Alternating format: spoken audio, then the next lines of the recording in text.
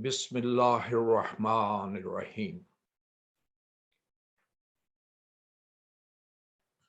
This is the second part of my presentation on the topic being the Quranic guidance on the importance and blessings of Duaa, supplication.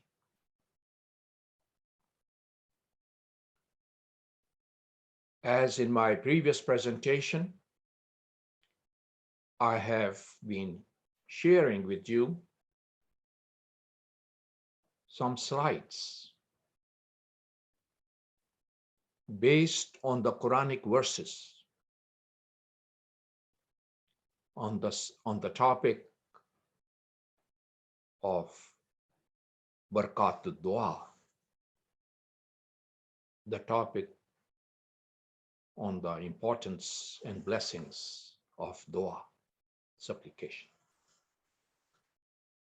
Let me pick up the topic where I left. I'm going to share now the slide where we left.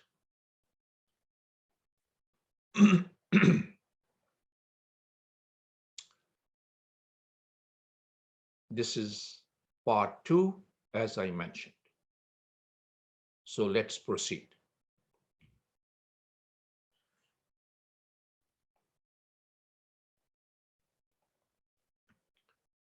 Yes.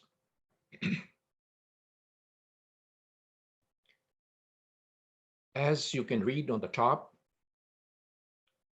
we must do dua, we must do supplication only to Allah subhanahu wa ta'ala when in distress. As we are told, Aman yajibul mustaro iza duahu wa yakshifu su'a. Or who is it that answers the distressed person when he calls on him and removes his distress? Surely Allah subhanahu wa ta'ala speaks the truth.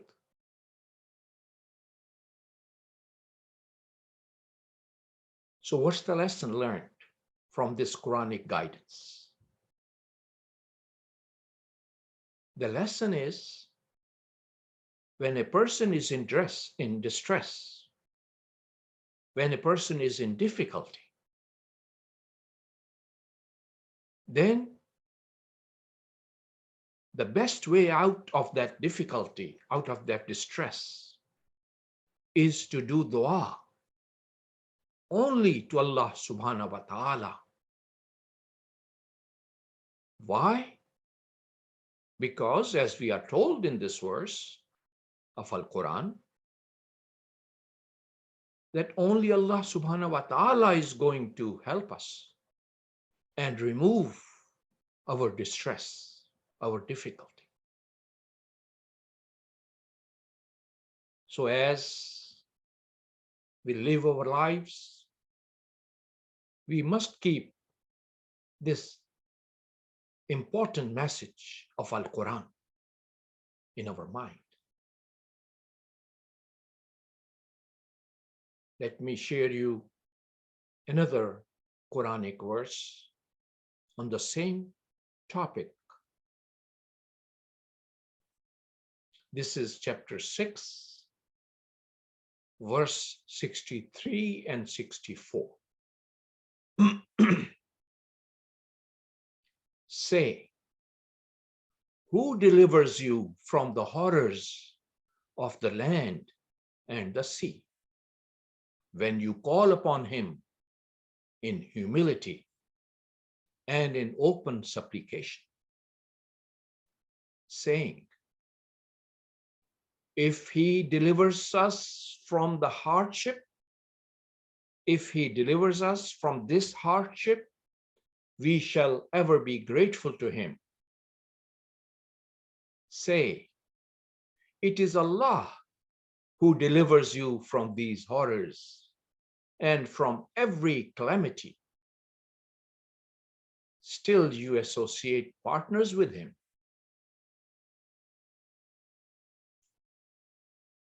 What a verse on the topic. It's a point of reflection.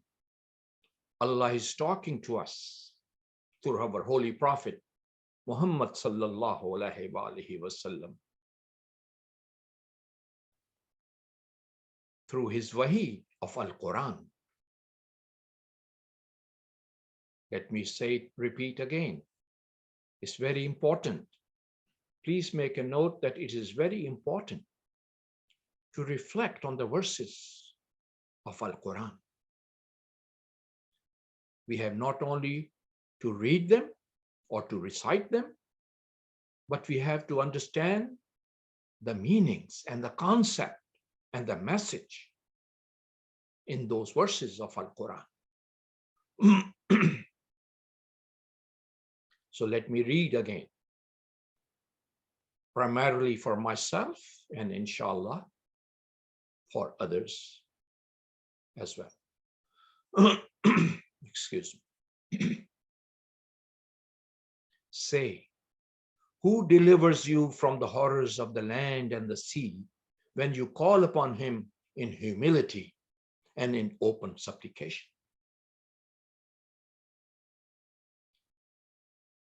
If he delivers us from this hardship, we shall ever be grateful to him. Say, it is Allah who delivers you from these horrors and from every calamity, and still you associate partners with him. So the message is that we cannot afford, we cannot even think of associating partners with Allah subhanahu wa ta'ala. He is one God. He is single. He is the only God, I should say. He has many names, many powers, many attributes, as I previously mentioned in my first presentation, but he is one God with all these powers and attributes. Like Rabbul Alameen, Ar-Rahman, Ar-Rahim, Maliki Yawmiddin.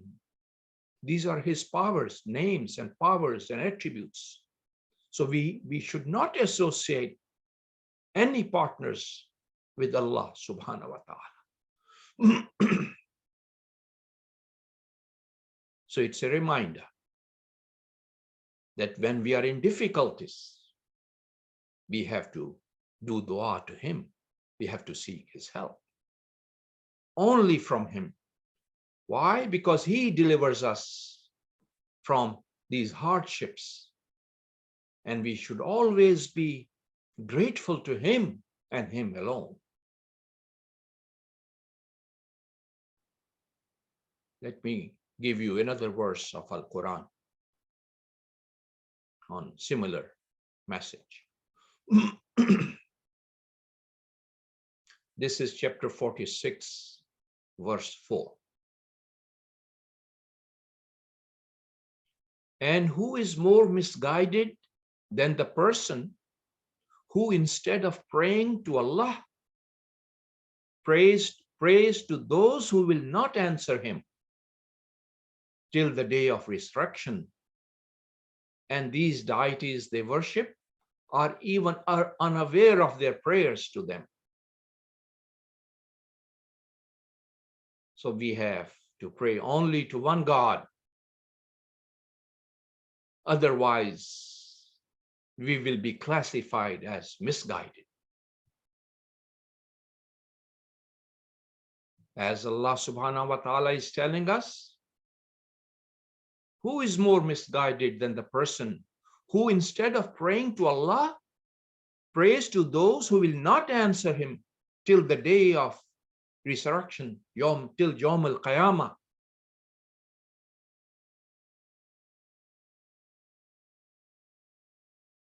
And these deities,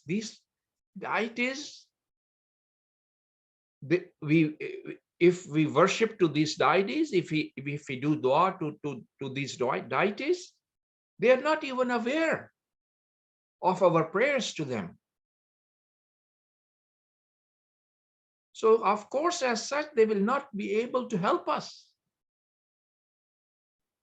It's called shirk in the Quranic language. So we are not supposed to do shirk. We have to believe in one God.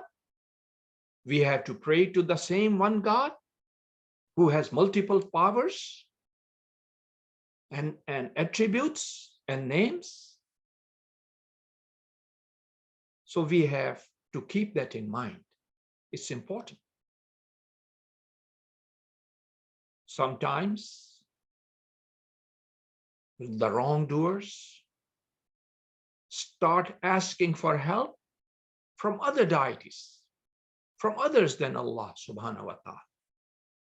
We are not supposed to ask for help from anybody else, not even Jesus, not even Muhammad sallallahu alaihi wasallam. Because they are not God. They are the true messengers of Allah subhanahu wa ta'ala. So we are supposed to do dua only to Allah subhanahu wa ta'ala and nobody else. Because they will not even able to listen what we are praying to, what we are praying. As such, they will not be able to respond to our prayers. So we cannot ask for help from anybody else but Allah subhanahu wa ta'ala.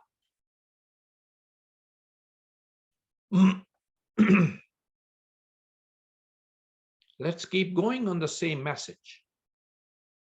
This message has been repeated in Al Quran multiple times, that we are not supposed to do shirk, because that's a huge sin. This is chapter 35, verse 14. Okay, let's see here. Yes. Let me translate. In Arabic, it says, تَدْعُوهُمْ لَا يَسْمَعُوا دُعَاءَكُمْ وَلَا سَمِعُوا مَا اسْتَجَابُوا لَكُمْ وَيَوْمِ الْقِيَامَةِ يَكْفُرُونَ بِشِرْكِكُمْ. If you pray to them, they do not hear your call. And even if they could hear it at all, they could make you no response, so as to be of any use to you.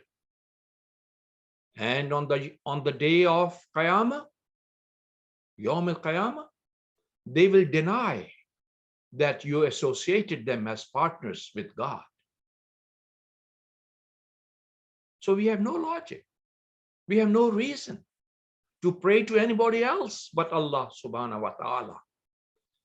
That's the message which is being repeated again and again in Al-Quran, multiple times. Very important message. Otherwise, as I mentioned, we will be classified the wrongdoers. We will be classified as mushrik. May Allah help us in understanding the message of Al-Quran and the guidance provided in Al-Quran through our Holy Prophet Muhammad sallallahu alaihi wasallam.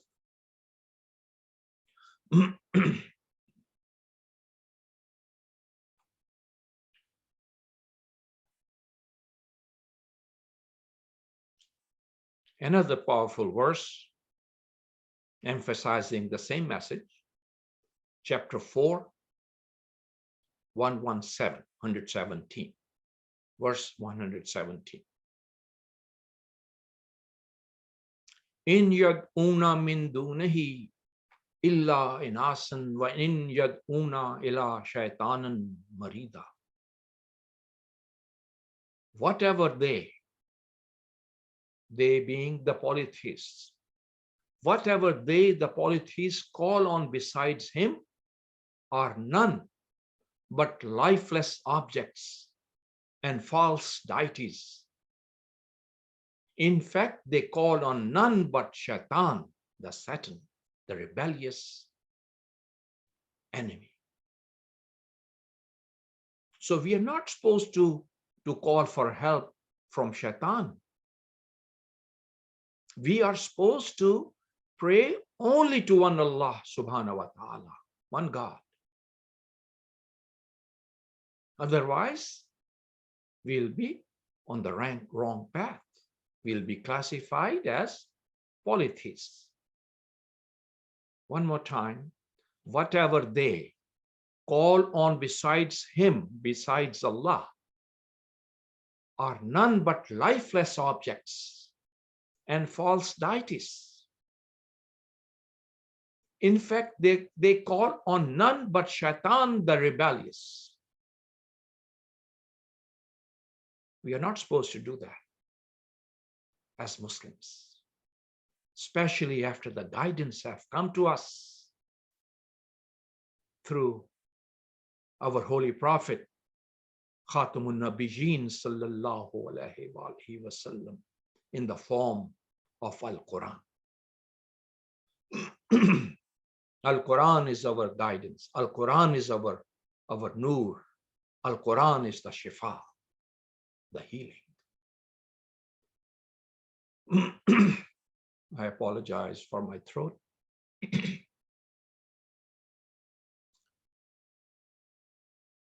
Sometimes the dire state of a human being necessitates a desperate appeal, as was the case with the Messenger of Allah, Ayub, alayhi salatu wassalam. So when we are in distress, when we are in difficulty, the best thing is to follow the practice and the example of prophets. The example of the messenger and prophet of Allah, Ayub alayhi salatu wassalam, is given in this verse. It says, Wa Ayuba is nada rabbahu anni massani massani zurru wa anta arhamur rahimin. He, being Ayub called out to his Lord, to his Rabb, I am inflicted with some distress, and you are the most merciful of all who show mercy. Look at the practice of the prophets. When they are inflicted with difficulties or with some kind of distress, they do dua to Almighty Allah subhanahu wa ta'ala. Ayub called out to his Rabb and said, I am inflicted with some distress, and you are the most merciful of all who show mercy.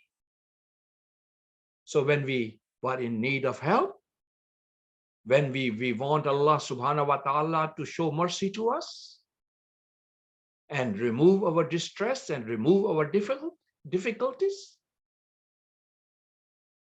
then we know the way to get rid of our difficulties is to think of Allah subhanahu wa ta'ala and pray to him, do dua to him with the sincere heart.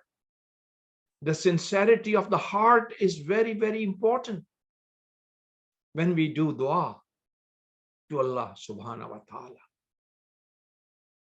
So this is the practice of all the prophets sent by Allah subhanahu wa ta'ala.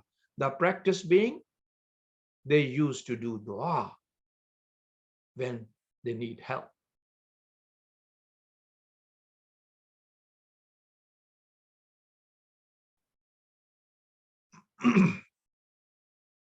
Another example of the Prophet of Allah subhanahu wa ta'ala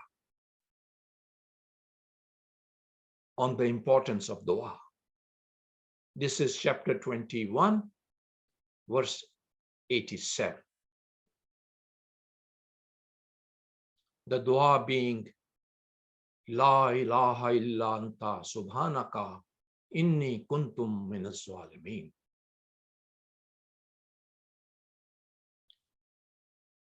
And this is chapter 21, chapter 21, verse 87. Let me translate the full verse here. And we showed our favors to Zunnun, Jonah, Yunus alayhi salatu wassalam.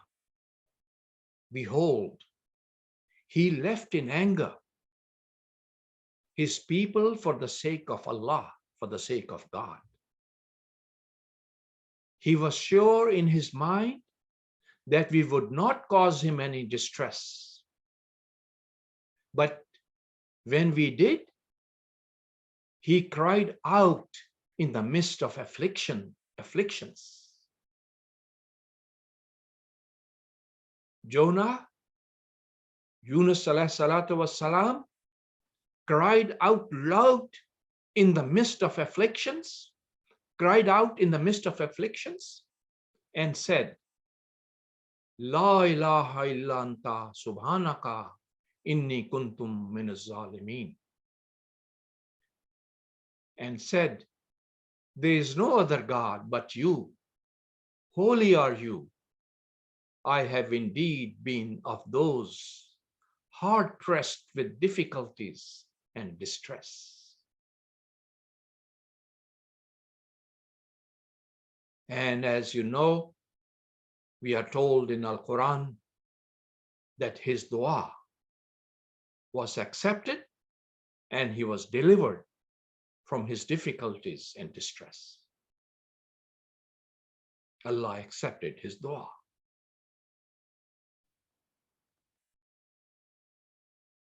Many examples.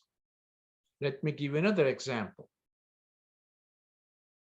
of a lady during the time of the Holy Prophet Muhammad sallallahu alaihi wasallam.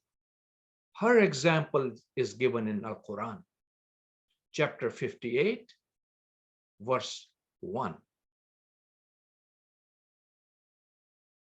Allah has indeed heard the plea of her. Allah has indeed heard the plea of her being Khala, wife of Aus bin Samit, who pleads with you, O Muhammad, with regard to her husband, and makes her complaint to Allah, seeking his help. And then we are told, Allah has heard both of you conversing together. Verily, Allah is all hearing, all seeing.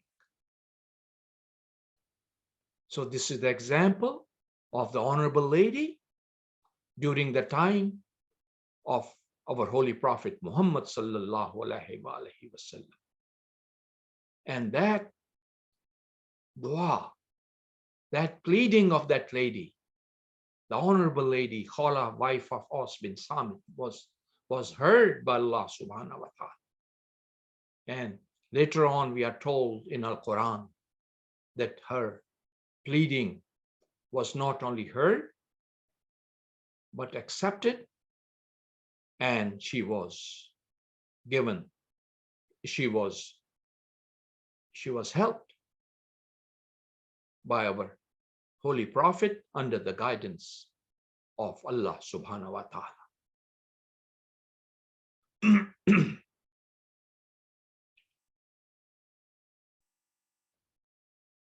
Now, another important aspect to remember regarding the importance and the blessings of dua. We are told in chapter 10 of Al-Quran, verse 10.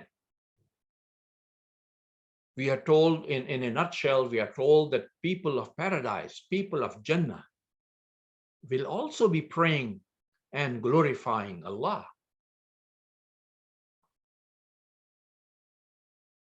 Chapter 10, verse 10. We are told, let me translate, their prayer, the prayer of the people of the paradise, their prayer therein will be, glory be to you, O Allah. Subhanakallahumma. Glory be to you, O Allah. And their greetings therein to each other which shall be peace. Fiha salamun. Their greetings will be peace. And the conclusion of their prayer will be Alhamdulillahi Rabbil Alameen. Their prayer will be all type of perfect and true praise belongs to Allah, the Lord of the worlds.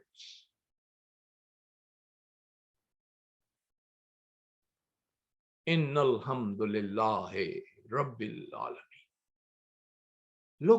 Look at the importance and the beauty and the blessings of doing dua.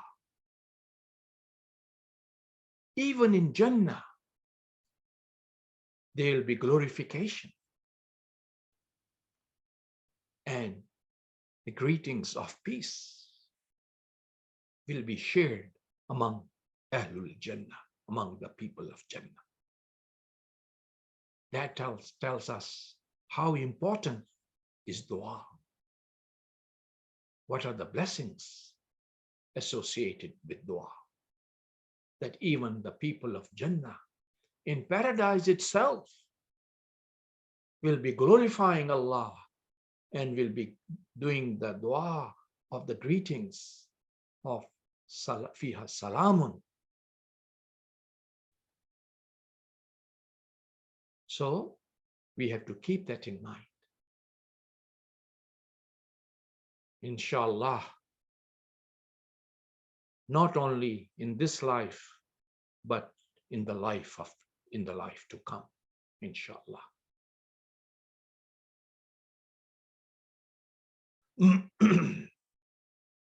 Let me go to the next and I come back to this previous slide shortly.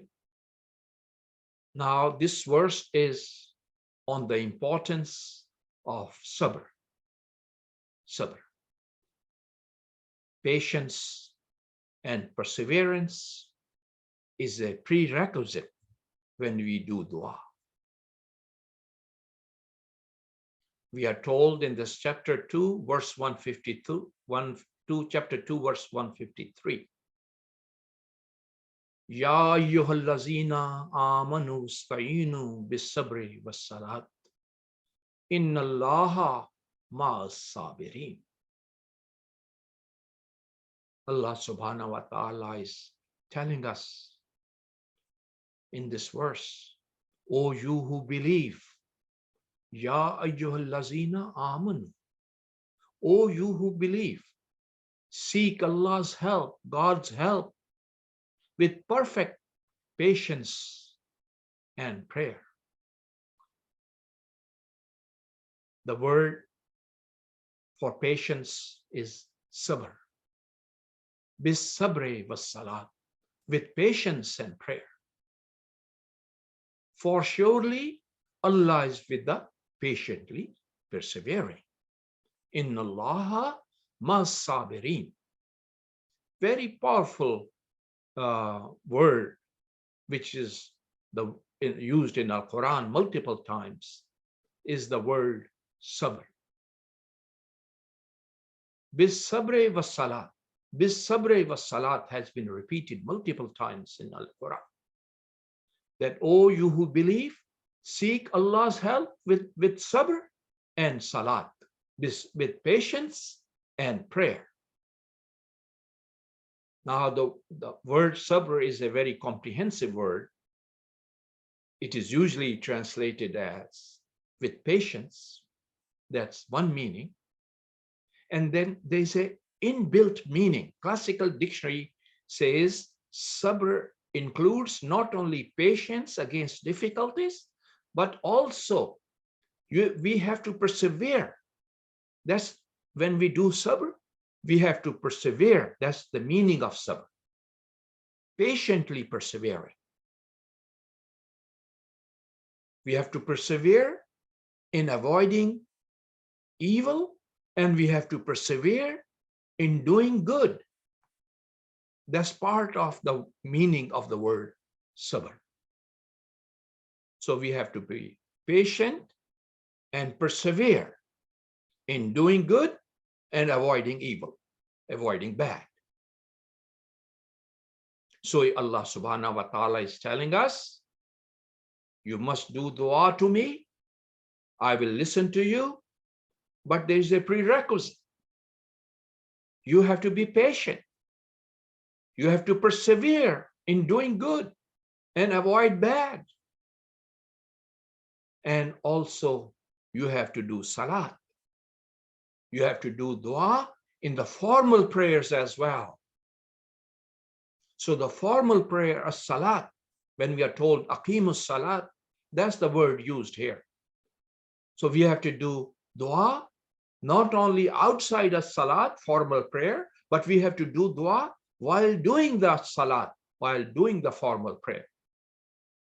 In fact, formal prayer, as-salat, is also dua,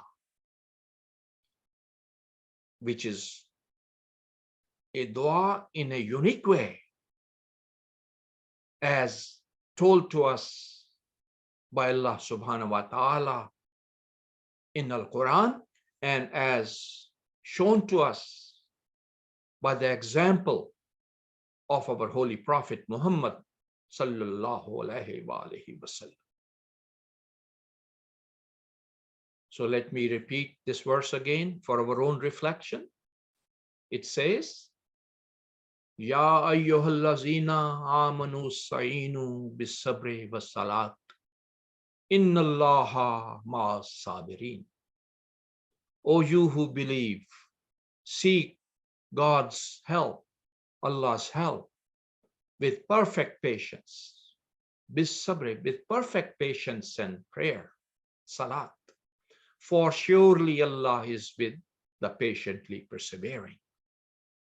So if we want Allah to help us, if we want Allah to be with us in our difficulties, not only in our difficulties, but during our entire life,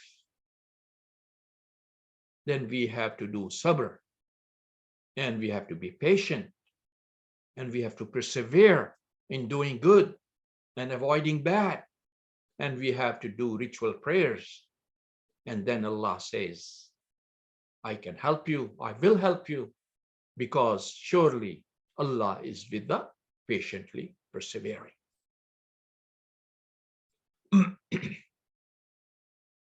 I just want to share a thought which came to my mind.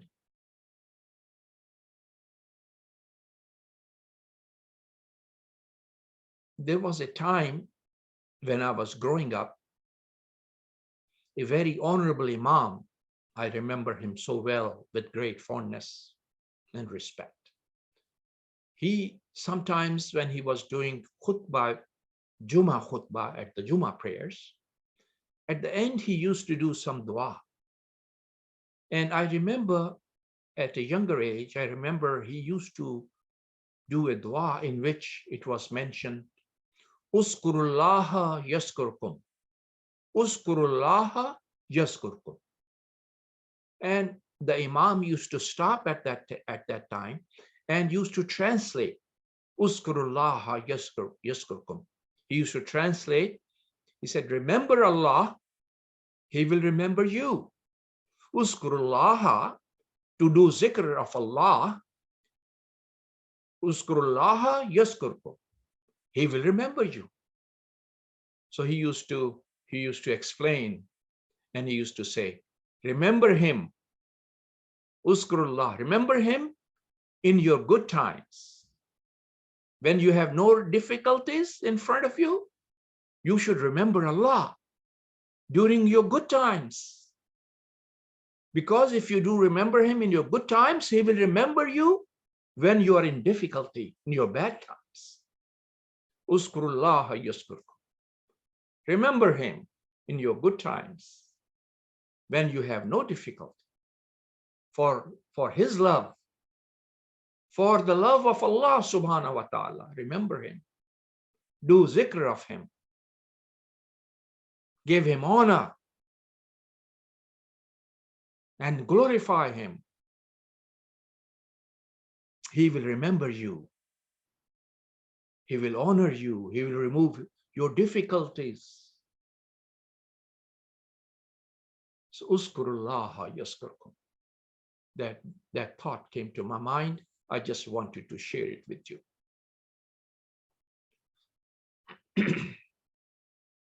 Let me go back a little. We are told in chapter 2, verse 155, we are told, first, I just mentioned the verse in which we are told that we have to seek his help, Allah's help, with patience and perseverance and prayer. We have to do sabr. This is another verse on the same, with the same very similar message. It says, since basically the message is that sincerity of our dua, of our worship, will be tested. The verse says, and we will certainly reward you. We will certainly, Allah subhanahu wa ta'ala is talking to us. And we will certainly reward you after disciplining you with something of fear and hunger and some loss of substance and of lives and fruits of your trials. Give good tidings to the patiently persevering. وَبَشِّرِ الصَّابِرِينَ. وَبَشِّرِ الصَّابِرِينَ. Give two good tidings to the patiently persevering. So we are told in Allah subhanahu wa ta'ala that we have to do sabr because we will be tested. The sincerity of our dua, the sincerity of our feelings, and sincerity of our worship will be tested. How Allah is going to test us? He said, by something of fear and hunger and some loss of substance and of lives and fruits of our trials. So we have to keep that in mind, that we will be rewarded only after we are tested. Tested for our sincerity of our worship. And if we pass that test, if we pass that exam with patience, with sabr and salat and prayer, then Allah subhanahu wa ta'ala is promising us that he will certainly reward us, but only after disciplining us with something of fear or hunger and some loss of substance, of lives and fruits of our trials. So we should be ready. We should not give up in difficulties. Maybe our difficulties are trials, or exams, or tests by Allah subhanahu wa ta'ala. So we have to be patiently persevering. So that's a related message of the importance of sabr and salat.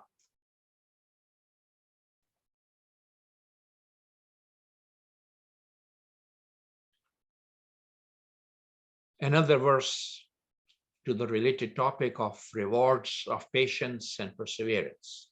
In other words, rewards of sabr. Who, when a calamity befalls them, say, surely we belong to Allah, and to him, of course, we return. And in his will is our peace. It is they upon whom descend the benedictions from their Lord, and his mercy, and it is they who are guided aright. Beautiful.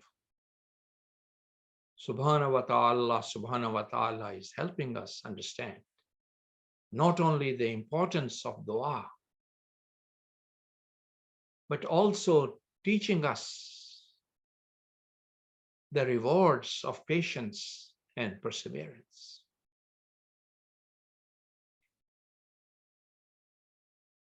Let me repeat again the translation. It says, who, when a calamity befalls them, say, surely we belong to Allah.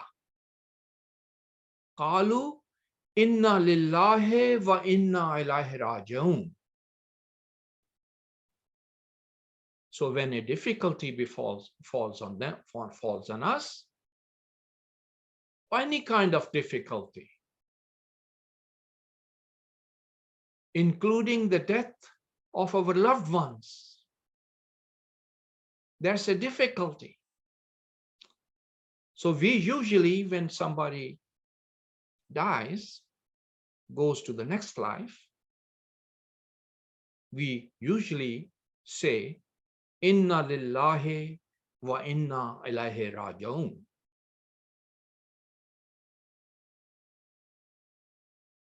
Which can be translated, surely we belongs to Allah. Inna lillahi. Surely we belong to Allah, and to Him, of course, we return. Inna lillahi wa inna ilayhi raji'un. So this is a prayer reflecting the importance of sabr, that in our difficulties we have to show patience and perseverance. And Allah subhanahu wa ta'ala is telling us in this verse, in these two verses, chapter 2, verse 156, 157, He says, who, when a calamity befalls them, say, surely we belong to Allah, and to Him, of course, we return. And in His will is our patience. And then it says, look at the reward now. If we do inna lillahi wa inna raji'un, and show our patience in this difficulty, Allah says, it is they upon whom descend the benedictions from their Rabb and in His mercy, and it is they who are guided aright. Look at the major three rewards mentioned here for saying inna lillahi wa inna ilayhi raji'un. What are the three rewards mentioned here? It says, it is they upon whom descend the benedictions. So that's the first reward. And then says, and His mercy from their Lord and His mercy. His mercy is the second major reward for saying inna lillahi wa inna raji'un. And the third reward, and it is they who are guided aright. So we'll be guided aright. Ulaika humul muhtadun. It is they who are guided aright.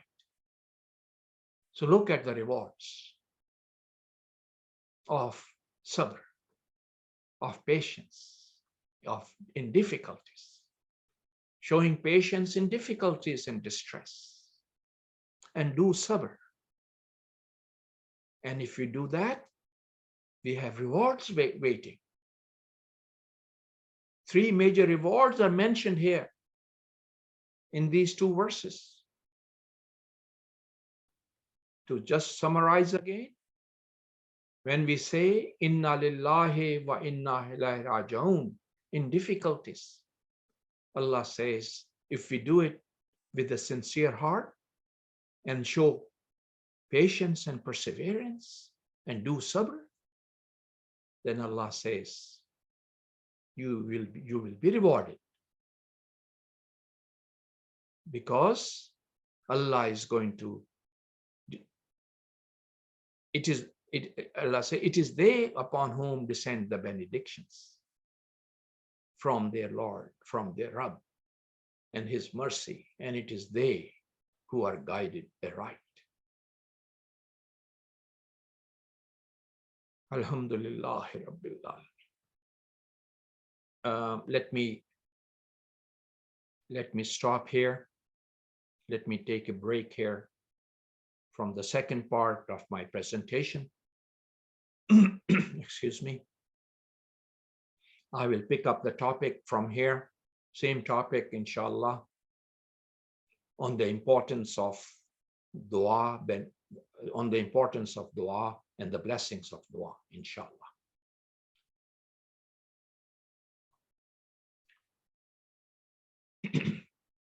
Thank you again.